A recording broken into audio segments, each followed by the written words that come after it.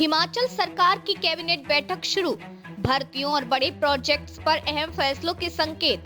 शिमला हिमाचल प्रदेश सरकार की साल 2025 की आखिरी कैबिनेट मीटिंग सचिवालय शिमला में 11 बजे शुरू हुई, जो अभी भी जारी है। मुख्यमंत्री सुखविंदर सिंह सुक्खू की अध्यक्षता में हो रही इस बैठक में कई महत्वपूर्ण नीतिगत और प्रशासनिक मुद्दों पर चर्चा की जा रही है।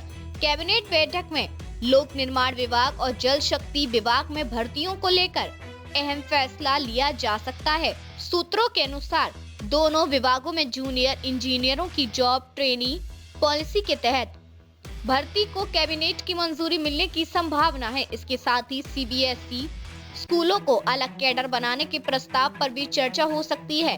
बैठक में सूखे पेड़ों के कटान से जुड़े मामलों और सुख्याश्रय योजना में संभावित बदलावों पर भी विचार किया जा रहा है। इसके अलावा तारा देवी शिमला रोपवे प्रोजेक्ट को लेकर भी कैबिनेट फैसला ले सकती है।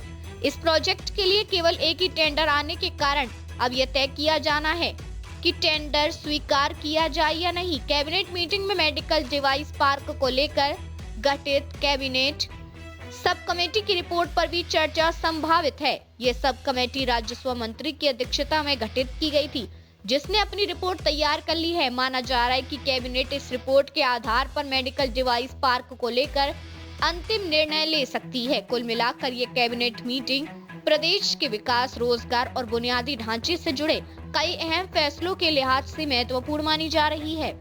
इस समय हम मौजूद है सचिवालय का। बताना चाहेंगे कि मुख्यमंत्री सुखविंदर सिंह सुक्खू की अध्यक्षता में कैबिनेट की बैठक सुबह 11 बजे से शुरू हुई थी, जो कि अभी तक लगातार जारी। बताना चाहेंगे इस समय खासकर जो लोक निर्माण विभाग और जल शक्ति विभाग में रिक्त पदों को लेकर चर्चा हो सकती है। इसके अलावा जिस तरीके से तारा देवी से शिमला के लिए रोपवे प्रोजेक्ट को लेकर भी चर्चा होगी और साथ ही जो प्रदेश में सूखे पेड़ है इसको लेकर भी चर्चा की जाएगी। कुल मिलाकर जो देखा जा रहा है मेडिकल डिवाइस को लेकर भी इसमें चर्चा होगी।